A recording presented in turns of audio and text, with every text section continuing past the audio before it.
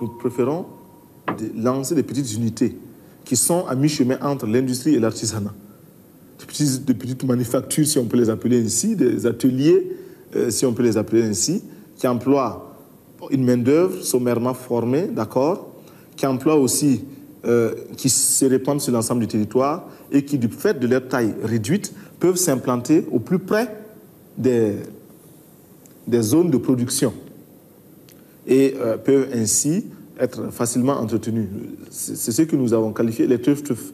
Nous préférons des teuf-teuf à des machines électroniques, hein, si vous voulez. Et pour cela, nous pensons que la Haute-Volta, avec la production qu'elle a sur le plan agricole, dans le domaine des agrumes, dans le domaine des cultures maraîchères, des légumes, dans le domaine aussi de l'élevage, sur ces plans-là, elle offre des possibilités. Des possibilités qui, conjuguées avec le savoir-faire de ceux qui déjà ailleurs se sont lancés dans ce genre d'entreprise, dans ce genre d'activité, conjuguées avec ce savoir-faire-là, permettrait d'installer, de créer ce genre d'unité de manière bénéfique pour notre peuple. Et nous profitons pour dire que la Haute-Volta, qui n'est pas contre l'entreprise privée, à condition bien sûr que cette entreprise-là ne soit en rien contre notre honneur, notre dignité, notre souveraineté à fleur de peau.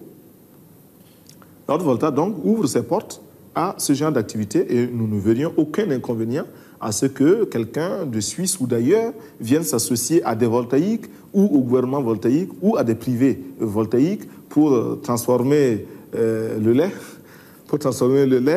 ou pour transformer la tomate, la mettre en boîte ou en sachet sous forme de purée, etc., etc. La chaîne est infinie. Et cela aussi parce que la qualité de l'alimentation des voltaïques en dépend.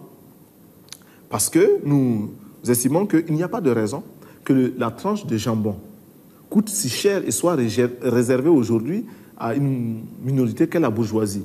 Si vous allez dans les supermarchés de Ouagadougou, vous verrez dans les charcuteries, dans les rayons de charcuterie, vous verrez du jambon, c'est bien, mais cela coûte un prix d'or.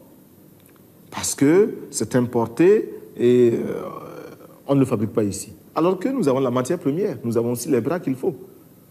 L'assaisonnement, bon, d'accord, peut-être nous ne sommes pas des cordons bleus, mais nous saurons mettre à la disposition des cordons bleus expérimentés d'ailleurs, et nos cochons, et nos bras, et notre marché. Ainsi donc, le jambon sera sur toutes les tables, en dehors de celles qui, pour des raisons, pour des tabous religieux, n'en voudront pas. Mais si ce n'est pas le jambon, ça sera autre chose, ça sera le bœuf ou le mouton. C'est possible.